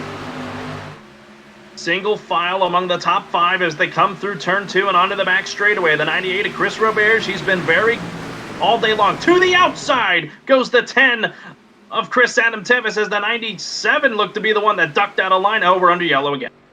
Caution is out. I'm trying to look to see who it might have been, and I didn't see any driver as far as telemetry that was off the pace, so I'm not 100% certain why this yellow flag came out. It may have been an admin call, but we will certainly go through and see if we can find out who it was. I'm seeing the 22 of Chris Jonathan Leach on pit road. They've been way laps down. Chris T. Jones, the admin, is pit. So it could have been an admin call, but not quite sure why we are under I believe our 4th caution of the afternoon. Yeah, caution number 4, and I'm looking, I am not seeing any driver that looks like they were off the pace or anything like that, so I'm a little bit perplexed here of what brought out this caution. Not sure on my end either, as we are on lap 69 of 80. When we come around, we'll take it. In the lap 70, it'll be 11 laps to go. I'm looking through here towards the tail end of the lead lap. This is good news for all those that were taking the wave around. They can all line up now. At least Absolutely. 14 cars on the lead lap. What's up? Yeah, I'm just agreeing with you. Absolutely. Big break for them, and I think that Chris M. Scott is actually going to get the free pass position now. So that'll make it 15 cars on the lead lap, and then you got to look at all. I don't think the leaders are going to pit, so I don't think a wave around, unless I have that backwards, I don't think they would be eligible for a wave around, so it's going to be 15 cars on the lead lap, ending at Chris M. Scott in the 4. So there's a couple of guys that I'm surprised that they actually are not on pit road here. Actually, no, one of them just hit pit road, so I was going to say there's like 4 drivers I'm looking at that now would be back on the lead lap, that if I were them, I would duck onto pit road because they've been out there anywhere from 20 to 30 laps. Looks like 2 of them are actually going to hit pit lane, the 35 of Christopher Ritchie, as well as the 3 of Christopher Gerst.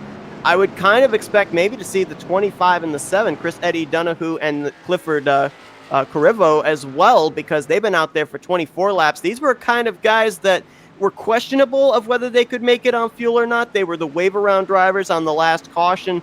I would definitely come down, get yourself 4 fresh tires, and make sure you're good to go the rest of the way on your Sunoco fuel. Absolutely right, Christopher. That was a smart move by Ritchie and to make it down into pit lane. You're only sacrificing a couple of spots by doing so. So why not just go ahead and get the 4 fresh tires and the fuel, and then you're officially good to go to the end. But in the cases of Chris Donohue and Clifford Carivo, they're really pushing the limit there, and they may come around here as the pace truck lights are still on. So, truck lights are indeed still on, which means that our restart is going to take place with less than 10 laps to go. My goodness. It is getting down to the nitty-gritty. Here, there's one thing we didn't do at the top of the program. We didn't make a pick as to who we thought was going to make a run and win the first race of the season of the Chris Cup Series. I'm going to go ahead and make my pick. I'm going to go with our pole sitter, Chris Adam Tevis. He was part of the reason of our 3rd caution, and he's worked his way back up to 2nd. So I'm thinking he's going to definitely have something here for Christopher Bears. But Christopher, who do you think? I have a feeling who you're going to go with here, bud. I mean, we've had 70 laps to observe these guys here in race trim conditions, and to me, I kind of think you want to go for the guy that's making the aggressive moves, and the guy that right now seems to be that very driver is the 16 of Kristen Helm Line. We saw him try and shoot up the middle 3 wide there on the start. We've seen him try and make it 3 wide down the back straightaway by himself. He seems to have a fast car to make those kind of moves, and near the end of the race, everybody wants to work with a fast car. Very interesting pick, to say the least. Christian Heimline, he has been hanging around up front all race long. He's in 6th, so he's definitely not out of it yet. But man, oh man, it is going to be tough to get around that 98 of Chris Roberts in the Chrissy D colors. As I'm looking through the telemetry here, it is officially 50 cars on the lead lap to take the green flag. Pace truck lights are still on. Ooh, you see the 10 doing a little bit of movement there, maybe trying to preserve the tires and get them ready to go. They're good to go to the finish, and I don't know what the status is on potential overtime should we have that happen. You want to take a look at the rule book, Christopher? Yep. According to the rule book, we do have 2 attempts at a green-white checkered finish. That is only if a caution comes out and we have not received the white flag. If the white flag comes out, race is official. We're racing back to the checkers. So, to your point, cautions breed cautions. And as we are closing in here, under 10 laps to go, we could very well see 1 or 2 overtimes. I'm looking back at those guys that were on the oldest tires right now, Chris Corvo, and they are making no to come to pit road, as I think the pace truck lights are about to go out when we come to the line here. And that is the case. So we're going to go back green on lap 73 of 80 as they will line up double file. And we'll have 8 laps to settle the first race of the season in the Chris Cup Series. Your top 10 is Chris Roberge in the 98. He's first. Second to his outside is Chris Adam Tevis in the 10. Third is Chris Bass in the 90s. No, it's the 89 of Christopher Bernard. Fourth is Chris Bass in the 97. Fifth is Chris James, a guy who had strategy play out very well for him early on, but everyone's back even now, so we'll see how he does when the strategy isn't in his favor. Christian Heimline is in 6th in the 16. 7th is Chris Cody Jenkins in the 18. 8th is Christopher Tate. Want to come back for him. Christopher Williams 9th, and rounding out the top 10, Christian Antonio. Mr. Christopher Pierce, this is going to be exciting, to say the least, as the drivers head down the back straightaway, getting ready to go back green. As the laps wind down now, we're going to see another aspect come into play that we really haven't seen yet in this race, based on the fact there's been too many laps to go. You're going to see the race leader do a lot of mirror driving, a lot of blocking, and not just the race leader. You're going to see them block for 3rd, block for 5th, block for 10th. There's going to be a lot of drivers looking more in their rearview mirror than out the windshield here, trying to fight and claw for every position they can, because remember, in this kind of a system, if you finish 7th, that's 1 point better than finishing 8th. And when you come down to the end of the regular season, every point matters. You're absolutely right. Every point matters, and it all starts here at Daytona International Speedway in the Christona 500. Pace truck will make the hard left-hand turn, maybe for the last time. We don't know yet. 8 laps to settle this one. Chris Roberge is on the gas in the restart zone. Green flag back in the air in Daytona. Right there, maybe a driver in Chris James that may have restarted one gear a little bit lower than everybody else, spun those rear tires, but kept it straight. And if we have late race restarts, that might be something we'll have to keep an eye out for. Yellow's back out. Caution's going to wave again, and this time it was the 83, I think, of Chris Massey. No, I'm sorry, it was the 88. The 88 of Chris R. Otto, who is around in turn 1. A lot of damage to that Chevrolet Camaro. The reason I went, as they were coming down through the short chute, I saw deep in the distance one car get out of shape, and it was the 88. He, I think, spun off the nose of the 12. You'll see in replay, that would be the 12 of Chris Thomas Faddis that he spun off the nose of, and that is why we are under our 5th caution of the night. Then bounced off of the door of the 24 car of Chris Steven Shalek. So, yeah, I think that what happened there was maybe some of the guys up towards the front didn't get that good of a jump. Guys at the back had so much momentum, and like we alluded to earlier, sometimes the spotter can help you to clear you on somebody, but sometimes you have to trust your gut, and I think the 88 felt he was clear on the 12, and obviously, as we saw in the replay, he was not. So a tough break for Chris Otto. He was running way back in the pack outside. That is going to effectively end his night. Free pass, I believe, is going to go to the 71 Chris By car of Christopher Landy, so that'll make it 16 cars on the lead lap. When we get back to green, we're going to definitely be inside 5 laps to go, as it's just getting down to the nitty-gritty here. Chris Roberge, still your leader, has not much really changed inside the top 10, as we were barely in turn 1 when the yellow was brought back out. You know who all of these restarts is frustrating are guys like the 10 of Chris Adam Tevez, the 89 of Christopher Pinard, the 97 of Chris Bass. The reason being, every lap they're under pacing is one less lap that they're able to go onto the attack for Chris Roberge. So right now, Chris Roberge, every time he's ticking off a lap here at a measly 70, 80 miles per hour, he's got a big smile on his face because that means that these guys are running out of time. Running out of time, indeed. That is definitely the case. As we take lap 75 of 80, that gives us 6 laps to go in this race. If I'm doing the math correctly, I believe we may get the time by. It may not be the case. Maybe 2 times around we'll get the one to go. That would put us at either 3 or 4 laps to go. And like you said, not a lot of time for those guys that are running out just outside the top 5 to even get up there. I'm watching one guy make a lot of moves right now, and that's Christopher Tate, who was involved under our first caution. He's up to 7th. Tremendous comeback. I think he used his one full repair back when he was caught up in the first caution of the day, and since then he has been able to get himself back on the lead lap, and to your point, up there in 7th place. But I'll tell you what, I don't know how these drivers are feeling, but really, if you think about it, our third caution was the closest we got to a big one, and there were maybe about 7 or 8 drivers involved.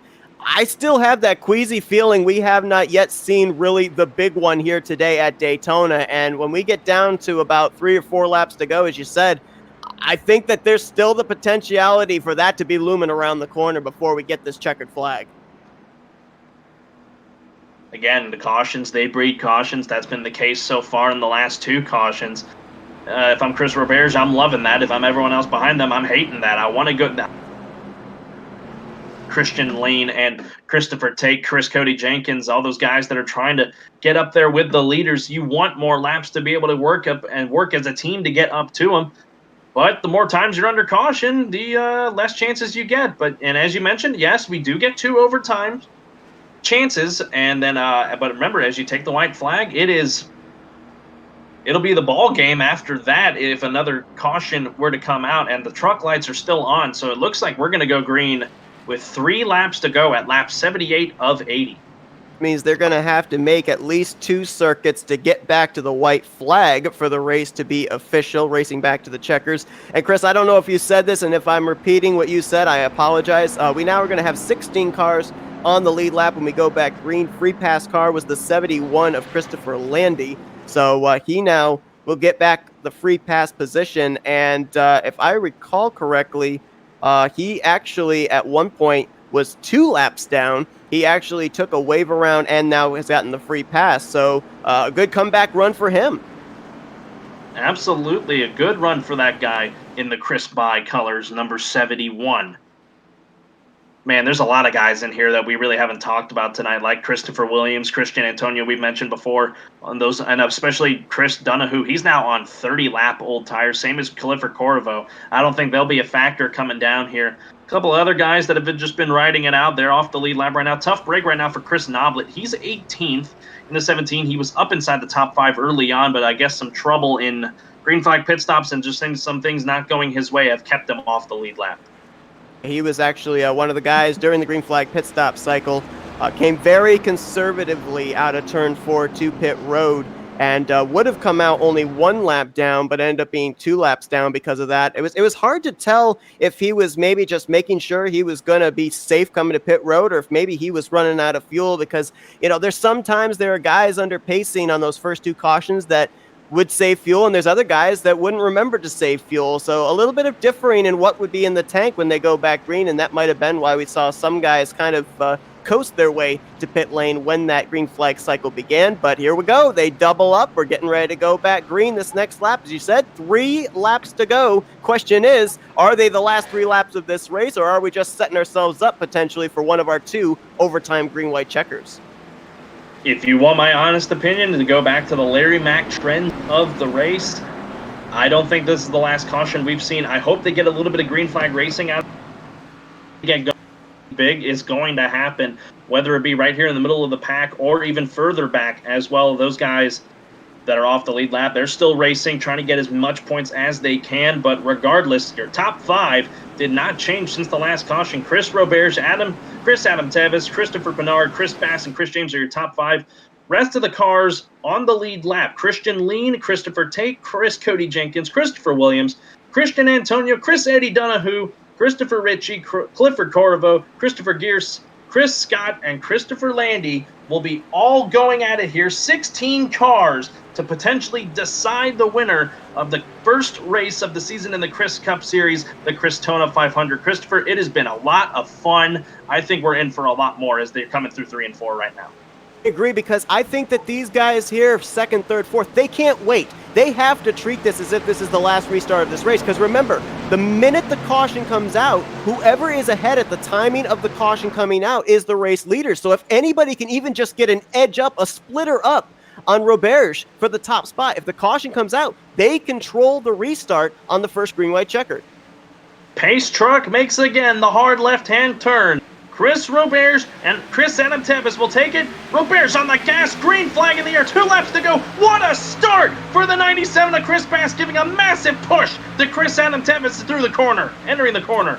Absolutely not what Chris Roberge wanted, as that outside line has momentum. They're 4 wide, further back, cars in the wall there. They keep it straight, still 4 wide as we're side by side, 2 rows deep at the front.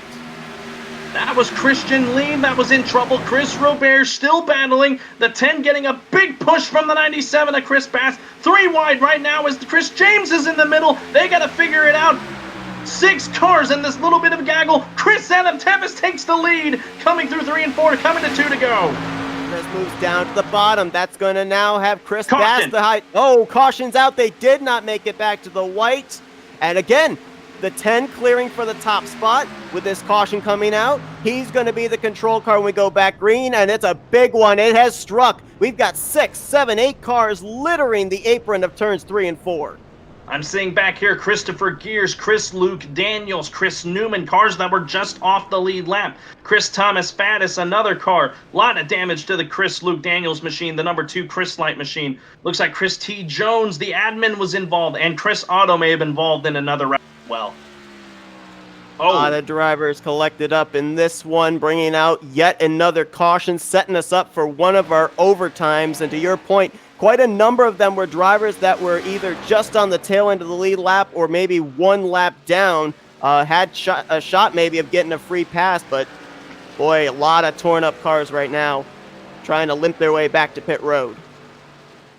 I'm trying to see here in terms of lucky dog. No, the 81 did not. 81, Chris Stamper is going to be your lucky dog here to make it 17 cars or even less, because I think a couple lead lap involved. I want to go back to Christian Lean. I think that was the car that was getting in trouble with another yellow car, Chris Cody Jenkins. When they were coming through 1 and 2, they kept it going, but that's a tough break for what seemingly was your pick. But still a lot of action to go. We're going to have our first green-white checkered of potentially 2 with Chris Adam Tevis pacing the field right now. This wreck started about the mid-pack area with the 24 of Chris Stevens Shalik. Looks like he may have made a little bit of contact with the 31. Well, actually, it was the 31 bumping the 2 that sent him down into Shalik, and that's what clogged the track up. You see the 88 of Otto involved, the 71 of Christopher Landy, who had just gotten the free pass to get back in the lead lap, was in it. I think Chris Noblet in the 17 was also involved. And we'll take some more looks here with the replay, because it may be difficult to name them all. There may have been some other ones that we aren't even naming that got bits and pieces of this wreck.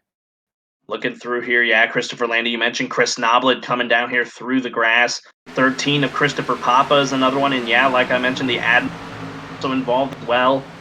So a lot. Yeah, I think we can officially define that as our big one. At least 10 cars involved. And the tough break for the 13 was he was caught on the apron, but I think he was able to get it fixed again. He was trying to get back on the racing surface, but he got it back going after that wreck. I'll tell you something else, that's one of the toughest places to avoid a wreck is going through the corner, because of such high banking, either in 1 and 2 or 3 and 4, they kind of dub it a self-cleaning racetrack. A car spins to the inside, they're going to shoot back up to the outside wall and then slide back down again. And it's your job as a driver at over 180 miles per hour to figure out, okay, by the time I get to that car, which lane is he going to be in? Absolutely right. It is a very tough track to big wrecks. Tracks like Talladega, it's a bit wider, so there's a little bit more room to avoid wrecks. But at Daytona, when you look at the apron to the outside wall, you think it looks like a lot of space, but in reality, when you're going at 180 miles an hour, that's little to no reaction time to be able to avoid a wreck like that. And that's why we had a big one there, just to piggyback off of Christopher's point. One guy I want to point out right now as we're continuing to pace here, as the pace truck lights are still on lap 81. We're officially 1 over the official distance. We've been talking about him a bit tonight. Man, Christopher Tate. He has bounced back incredibly. He is up into 6th. He was up in the lead group here when they were racing, when we took the yellow flag. Also, Christian Antonio right behind him in 7th. They're my dark horse picks right now, as they've been hanging it out all night long. This is going to be very exciting to see what they can do. And if one of them were to win, what a comeback it would be. Going to throw out another guy as well, running 11th, Christopher Ritchie, because he missed his pit stall back during the cycle of green flag pit stops, fell a lap down, took the wave around, got the caution he needed, and he's got a shot for a top 10 after what could have been a very bad day points-wise. Another thing I want to point out, those 2 guys we mentioned, Chris Donahue and Clifford Corriveau, they have still not come down pit road. We are in overtime period now. These guys are on 35-lap-old tires, dating all the way back to inside lap 47. These guys are still kicking it. I think they're at the point where, okay, we're just going to run it out, and if it works, it does. If it doesn't, oh well. I agree with you. I think they've kind of got the mentality of we've made our bed, we got to lie in it. The one thing I would be a little bit concerned about, and we saw this even with drivers out there with 12 to 15 lap old tires, is that push up off the bottom. And I would kind of wonder if that's going to be an issue for those 2 drivers here when we eventually go back green. The inability to hold the inside line is going to open the door for drivers to stick them out to the outside line, and they could lose more positions because of that, based on the fact they're deciding to stay out there on older Goodyears. As we've gotten the 1 to green signal, our first green-white checker getting ready to be run here. And how about that move that we had on that last restart, putting the 10 of our pole sitter, Chris Adam Tevis, up in front. He's going to be the control car, and the guy that gave him the heck of a shot to get him up there is going to be restarting right behind him in the third position, that 97 of Chris Bass. You got to consider the 29 as well. That inside line is really, really good when they take the restart here, barring any, if the Tevis does not spin the tires on the start, and if he does, Roberge can pound spin the tires himself. His pushers are going to be Christopher Pernard and Christopher Tate. The remaining of the top 10 is Christian Antonio, Christopher Williams, Chris Cody Jenkins, and Chris Donahue.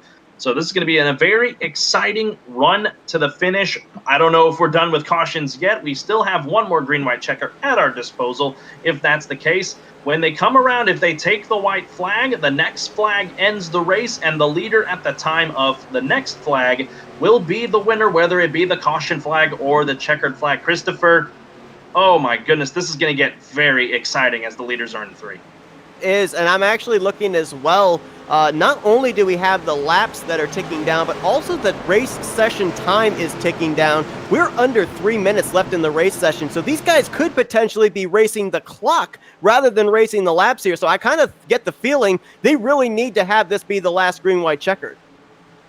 They've been adding time steadily to that race session clock. It sits just under 3 minutes. Right now, Chris Adam Tevis just wants to see a white flag and then a checkered flag. He gets the green flag right now, and an excellent start for the 10 of Chris Adam Tevis. Was it too good a start? Had about a car length between himself and Chris Bass. The 97 is going to get a big run here. Does he stay in line or jump up to the top? Stays in line. 98 is going to move down into third place. Top 4, top 5, single file for the moment. That's Chris James looking to the inside of the 98 for third. There may not be much room for that. My goodness, door to door, almost quarter panel to quarter panel, and there's the yellow. Caution is out, which means that this is it.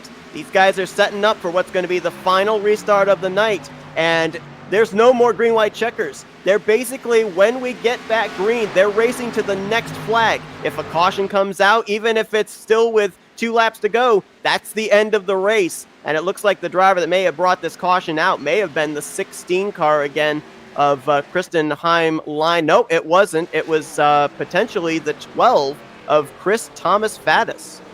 I was looking back here. Chris Otto was also involved in that, and the car that had taken the lucky dog, Chris Stamper, was involved in that one. So that you have to look at as well. If I'm them at this point, I don't know if I would per se park it, but I would honestly just back off at this point with the leaders trying to run up here and run well, trying to get out a good finish. So those guys, they've been involved in a lot of cautions down here down the stretch. I would, if I'm them, I'd back off, but you know, racers will be racers if you catch my drift.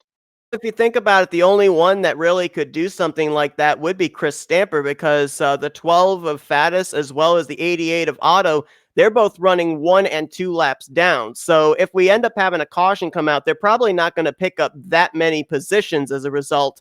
Stamper, on the other hand, though, if he can at least keep his car at a minimum speed, yeah, if a wreck happens there in the closing stages, he could pick up some positions, which of course translate to points. As we're going to look at what happened here, they were 3 wide mid-pack, and looks like just maybe a bad bump from the 88 down into the 12 is going to cause this. Actually looked like netcode again. And I know, Chris, you know about this too over in other sims also, that there's a bit of a hitbox with these cars. There is a distance you can visibly see between them, but when you hit that hitbox, it does send the car around. Yes, absolutely. You don't just see it in iRacing. You do see it in other sims like RFAT and 3, that when you hit that hitbox, you'll send cars around, and netcode is what we call it in the sim racing community, and that is what happens. So we're going to have a very interesting restart when we do get to the restart. Chris Bass was the second place car, so he's going to be the guy now that's going to be on the outside line. So the guy that's been pushing Chris Adam Tevis all around this racetrack in the latter portion of this race, he's going to be racing Chris Adam Tevis for potentially the win. We saw, I think it was 2 restarts ago, that he really timed the restart very well. So we'll see if he's able to do it again. Another driver that was caught up in the incident we're going to see right there was Chris T. Jones in the 21 as he got into Chris Stamper there. And we've had a little bit of everything here tonight. Up to this point, we had not had a car go up and over onto its roof, but the 12 car. We just saw him down the back straightaway up and on his lid, so we can check that off of the typical things we see at Daytona list. I'm looking at hearing from Race Control. Christian Lean has been parked in this race tonight. I'm not sure for what reason. It could be for a unanswered black flag or anything else, but that is the word from Race Control. He has been parked for the remaining portion of this race. I did see that he had some rear end damage and was up in the wall just ahead of the incident we saw, and they actually had to split him 3 wide. So I don't know if there was an incident before that or the fact that he kind of stacked them up, maybe leading to that caution. I don't know what the reasoning would be, but we've seen that the league is not afraid to hand out penalties. We saw the 29 of Chris James have to do a park down at the end of pit road and give up a lot of positions when he was the race leader at the time. And obviously the latest driver here with the park, Christian Helm Line, definitely these drivers are realizing, this is a full-fledged season. There's a championship on the line, and they have to race hard, but race within the rules. Absolutely. So a tough break for the 16. He had been running pretty well. Accidents. He's going to fall back here, and depending on how this goes, he'll at least maybe come out with a 27th or 28th place finish, depending on how it plays out for him. So a little bit of uphill work he'll have to do. But guys that may not have to do so much uphill work, these guys running up inside the top 10. Christian Antonio and Christopher Tate continue to just amaze me. They continue to steadily pick their way through and get up to the leaders, and they're going to be 5th and 6th respectively on this restart when we do get it, as I believe, I'm hearing from Race Control, we'll get the one to go here at the... Here's something as well, a name that we haven't talked much about because he had a bit of an incident earlier on in this race. The 95 of Christopher Cook, who was one of those drivers that was bouncing around at the same time the 48 of Christian Antonio was, fell a lap down, damaging off the pace. He's the recipient of the free pass in the 16th position, so he's got a chance maybe to sneak out a top 10 after what was looking like was going to be a very dismal Daytona race. That's the thing about this track. It gives things to you and it takes things from you. It's just a matter of when it does happen. And right now, for the case of the 95 of Christopher Cook, a lot of this track has taken stuff from him, but he's starting to get some back, and he will be 16th on this restart here.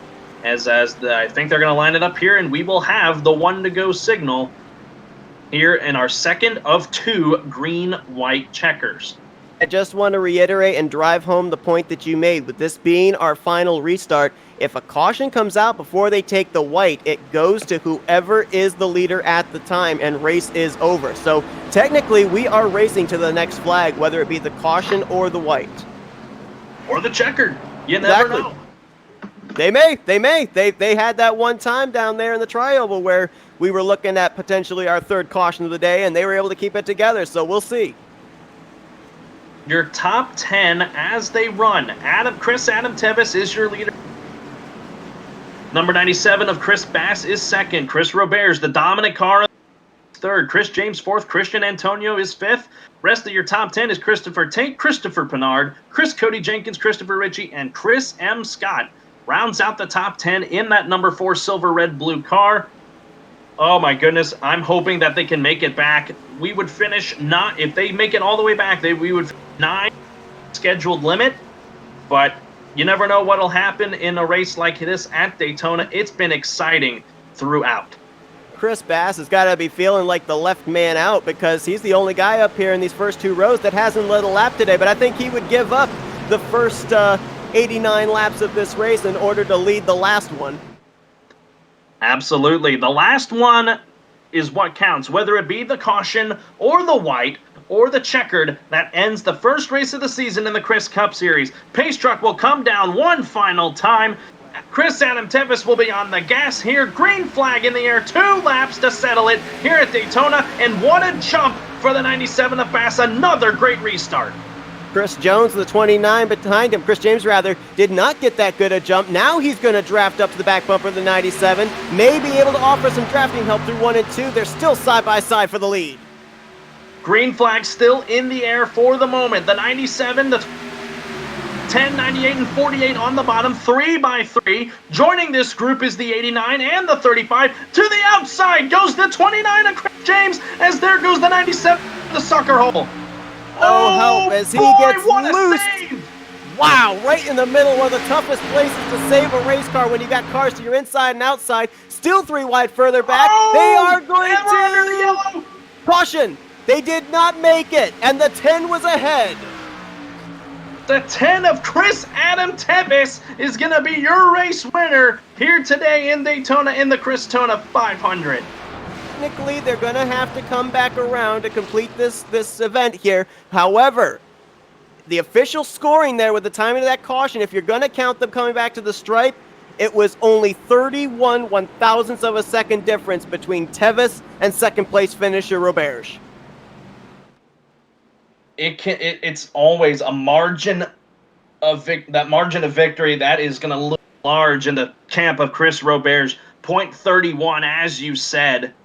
Oh my goodness, what a finish! I was hoping they could make it back, but it wasn't to be, as I saw a bunch of guys going all over the place. Chris Bass and Chris James were the 2 cars I saw spinning up there at the front, just getting wild. But regardless, if Chris Adam Tevis is able to navigate 3 and 4 perfectly, would come around and take the checkered flag here today in Daytona.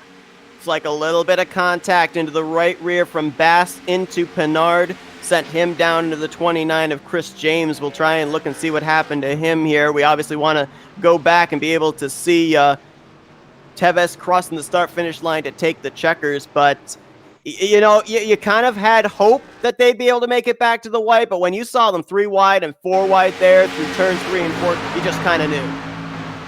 Yeah, I always have that feeling whenever it gets down to the nitty-gritty, a lot of things can happen, but regardless, Chris Adam Tevis crosses the start-finish line. He is your today in the Christona 500, the first race of the season in the Chris Cup Series here tonight in Daytona Beach, Florida. What a run for that young man right there in the 10. The pole sitter goes pole, hung around the back a little bit during the green flag pit stops, and back to the victory. I mean, aside from a dominating victory where you keep everyone in your rearview mirror, it is so difficult to go coast to coast, pole to win at any super speedway. And the fact, we got to go back to the race-winning move, back when he was able to edge ahead with a little bit of help from the 97 and was able to control those green-white checkered restarts. That really was the move then that gave him the win later on here. And he's going to get to burn it down for the first checkered flag of the season here in the Chris Cup Series. Sure, his crew and his spotters, he's very excited as here he goes, bringing it down. What a run for that young man. We'll get to talk to him. As he gets a little bit of a friend there in Christopher Takis as he was spinning down there with him, but as he burns it down for, well, I don't think we have any fans in attendance due to the impending coronavirus at this point, but what a run for Chris Adam Tevis. There's the 98 of Chris Roberge. He was definitely the dominant car of the night. He's going to roll out second. Christian Antonio, after all the troubles he experienced, he's third. Christopher Tate fourth, and Chris Cody Jenkins rounds out the top 5 here tonight in Daytona as Chris Adam Tevis is bringing it down pit road and is going to try to bring it over to victory lane without wrecking the car much more. How cool is it? I mean, obviously, when you're taking the white flag or you're coming out of the final lap, you got your crew chief in your ear that's cheering you on, and you've got your pit crew that's cheering you on. You got fans in the stands that are cheering you on. But he had his race car cheering him on this whole race, saying, "Go, Chris!" So, I mean, when you got your car that's cheering you on, I mean, that gives you a lot of confidence. Absolutely. As he's in victory lane, we'll talk to him in a little bit. If you would implore us for 3 here this evening at Daytona. We'll be right back here on FRN as we get ready to get these guys, and you'll get their experiences here in this first race of the season of the Chris Cup Series.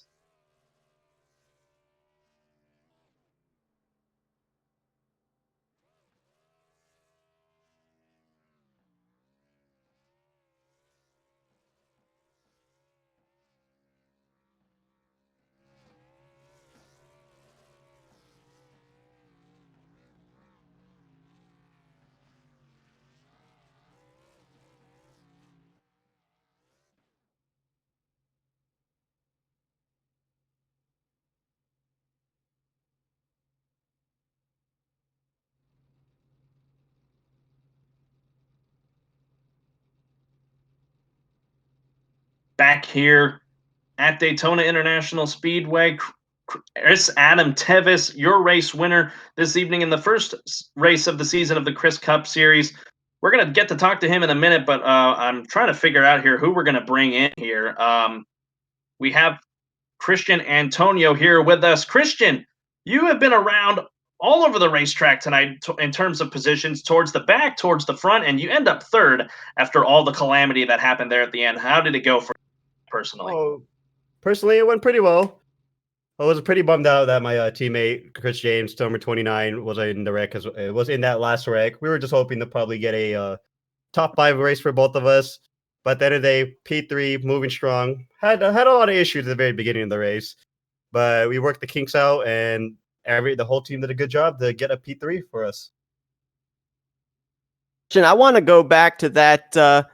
I'm going to put it in quotations, wreck from the tri-oval over to turn 1 with you in the 95. I want to know how in the world you kept that thing straight with cars swarming on your left and right side.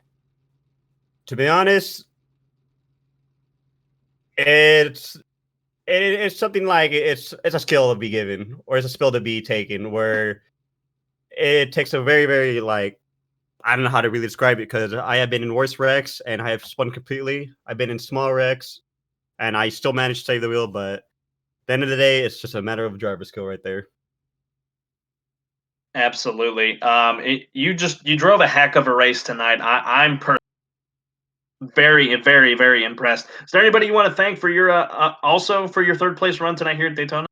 Oh no, definitely. And Mike said, my biggest thanks goes out to Chris James, my teammate, number 29, the Chevy. He was the one that allowed me to get back up there, worked with me, communicated pit strat, when to pit, when not to pit. And at the end of the day, he's the biggest one that helped me get that P3, even though we weren't really working together from the drop of the green flag. An unbelievable run for you here tonight at Daytona. Definitely race. Great run for you tonight, though, Christian. Congratulations, and maybe we can get you up there for another win, for a win at some point this season. Oh no, definitely. We're going to be looking for some wins, especially where next week Fontana coming up. Born and raised in Southern California, that's a track that I'm definitely going to make my mark in. Home track for you next week in Fontana. Christian Antonio, your place finisher here tonight in Daytona. Thank you very much. 10-4, have a good one, guys. So we'll move him out, and then we'll go ahead and bring in our second place finisher, Chris Roberge. Man, he had a heck of a run tonight. Definitely did. I mean, I think we could safely say maybe one of the 3 dominant cars of the day. If it wasn't going to be Tevis taking the checkers, it was probably going to either be Roberge or Chris James, because those were the 3 really that spent most of the time out in front. Albeit, James was due to pit strategy, but even at the end, he had a strong car. We're waiting for him here to join us, so we have notified him that we are ready. It's a matter of getting the drivers to cool down and get ready for a post-race interview. That's why a little bit of a delay in getting him in here. Like I said, he was definitely probably one of 3 dominant cars of the night, the other 2 being Chris James and the race winner, Chris Adam Tevis. Trying to see if we can get a hold here of Roberge. If we're not able, he may have stepped away just for a moment. And if he did, then we'll try and see if we can get the race leader in, and then we'll talk to Chris Roberge here afterwards. Yeah, why don't we see if we can actually get our race winner in here while we're waiting. Race winner Chris Adam Tevis, and see if we can get him in here for an interview here at Daytona here on this first race of the season here on the Flatout Racing Network.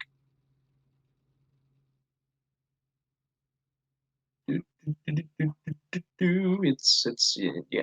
Being broadcasters, it's one of those things. Got to be patient on waiting for drivers to come in. I think we may end up being able to get Roberge here now. I think that he will hopefully see this.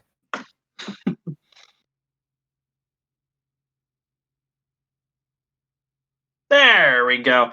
Chris Roberge, finally we're able to get you in here into the booth. A second place run for you tonight in your 98 Chrissy D colors. Man, I've been saying it all night long. You were one of at least 3 dominant cars of the night, along with Chris James and our race winner, Chris Adam Tevis. What was your perspective on how tonight went? Well, it was really interesting and very long, of course, because worked so hard for trying to get the win, but I didn't work. But it's okay. Adam did a really good job for doing that. I got a great pusher. I had Adam pushing me pretty good. I had James were pushing me for a little while. I got quite a few good friends helping pushing each other around. Yes, we saw really that outside line was able to get such really big runs with only 2 cars up there against maybe 4 or 5 on the bottom. What was it about the conditions of Daytona that allowed for that to happen?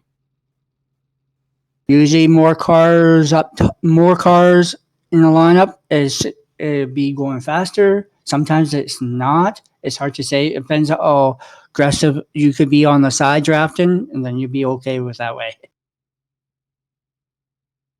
Absolutely. Chris, like I said, a great run for you tonight. Is there anybody else you want to be able to thank for your incredible run tonight in this first race of the season? Well, I'd like to big thanks for my spotter, Wayne Lowe. He was my spotter. Him and I do a different league in my league. He's just a spotter for anybody else. A big thanks for Chris Jones for doing this awesome setup, and great job for you guys for coming and doing this for us and everything else. Absolutely, man. It was an absolute pleasure to bring you guys an audience tonight here in this what we've said at the top of the program, a very unique iRacing series. But yes, Chris Robert, second place tonight here in his 98 Chrissy D Ford, and we'll see you next week for Fontana. Well, thank you. I'll see you then. And so that will do it for him. And we already got our race winner in here, Chris Adam Tivis, first place tonight, the inaugural winner of the Chris Cup series of the first race of the season. Chris, what a run for you tonight in that 10 car. Yeah, I'm honestly shocked. I suck at super speedways. I always end up wrecking. It's like that Danica Patrick car, but got it to the front somehow. But yeah, the 98 was a great pusher, and I honestly don't know. We like tandem drafted around some people, but it was fun. Saw when we were coming down there to the white flag. Unfortunately, the caution came out just before it, but at that time, the 98 was to your outside. So did you have some kind of a strategy formulated to try and still keep him in your rearview mirror if you guys had indeed taken the white? I saw him there, and I saw there were some cars behind me, so I figured we'd probably just end up being, side by side for that last lap. And then when it came down to that last 2,000 feet, I mean, it's anybody's game at that point. That's just dipping and dodging and just try to get to the checker flag. Absolutely. I mean, I was just watching you out there. We mentioned it that the move of the race was on that one of the few cautions, you being able to beat the 98 back to the start finish line to take that caution. That ended up being the move of the race. Did you take that into account as you were just driving around there hoping to hang on? Oh, absolutely. When I got those, I've never been too good at the outside pole restarts, so I just made it a point to really just nail those and just hopefully if a flag came out, just be a nose ahead of him, and it played out to my. Absolutely. I want to point out too, pole to win at a track like Daytona or any super speedway like Daytona or Talladega, that is very tough to do. Like I said, I know you moved around quite a lot, but you somehow found your way back. How does that feel to be one of those rare drivers to be able to go pole to win at a track like Daytona? It feels really awesome because I normally just absolutely suck here. So to win the Clash and then to win this, I'm pretty happy, and I think that's my first Cup win ever. So. Congratulations to you. You said your first Cup win, and go 2 for 2 technically. And also winning here in the inaugural race for the Chris Cup Series, the Christona 500. Anybody else you want to thank before we let you go? I just got to thank Chris for putting this on and letting me be an honorary Chris to actually let me start the race. So, I looked through my relative and saw there's about 30 Chris's behind me. And I'm like, I don't think I belong here, but he let me in. And I got to say, it was fun, and adminning and racing at the same time. That's a tough. Absolutely. I know a couple of guys that could say that they would agree with you on that. Chris Adam Tevis, your race winner tonight here in the Christona 500. Hopefully we'll see you for Fontana. I'm going to make as many as I can. If real racing starts back up, then Saturdays I won't be open anymore, but I can't see that happening anytime soon. So I think I'll be. We'll see what happens. With everything going on in the world right now, it's very. We hope to see you in Fontana next week here in the second race of the season, the Chris Cup Series. Thank you very much, Chris. Thank you, sir. That will do it for driver interviews, talking to the top three. Christopher, man, what a night for the first race of the season.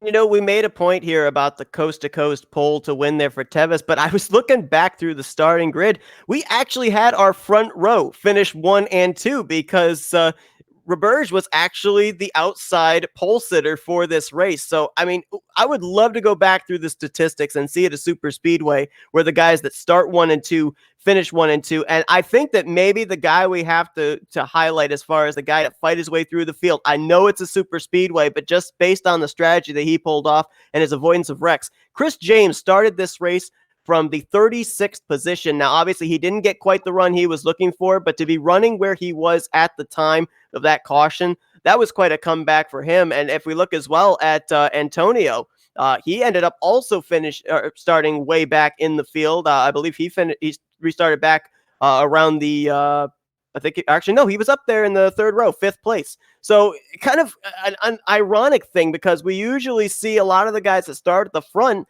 not necessarily finish at the front, but we definitely had that here today. Absolutely. It was a action-packed race, a little quiet in the middle with that long green flag run, but afterwards, just a lot of action, a lot of cautions, but you expect that at Daytona. And after all that, it ended up playing in the hands of Chris Adam Tevis. Any final points you want to put out there before we wrap it up here tonight at Daytona? Basically, that it was typical Daytona. It checked all the boxes. We had amazing side-by-side racing. We had 3-wide, even 4-wide racing all the way through the pack. We had the inside and outside line actually work, where one would get the advantage and then the other would get the advantage. We had the big one, maybe twice in this race. We had green flag pit stops. Everything that Daytona always brings to the table, it delivered here tonight. And yes, we probably would have loved to have seen what would have happened if we were able to take the white flag and complete this race in the overtime scheduled laps. But still, 31 1,000ths of a second was the interval when they came to that caution flag. So we technically had a photo finish there. And when it comes to Daytona or any super speedway race, you can't ask for anything better than that. You nailed it right on the head there. Despite not having the finish that you and I probably could have wanted, or even the drive, we still had an exciting run to the finish here tonight at Daytona with Chris Adam Tevis coming out on top. Ladies and gentlemen, if you've been with us throughout this entire race, thank you so much for joining us, me, Chris Dollarden, and Christopher Pierce here. But please do not go away. Flatout Racing Network, we're on a doubleheader tonight. FTF Grand National Series getting underway in about an hour. Seth Cole and Samuel Dyer will bring you that action live from Richmond International Raceway, with the green flag scheduled to drop at 10 p.m. Eastern. For my broadcast partner, Christopher Pierce, my name is Chris Dollarden. Thank you so much for joining us. We'll see you next week in Fontana for the second race of the season in the NASCAR Chris Cup Series. Good night, stay safe, and have a pleasant tomorrow.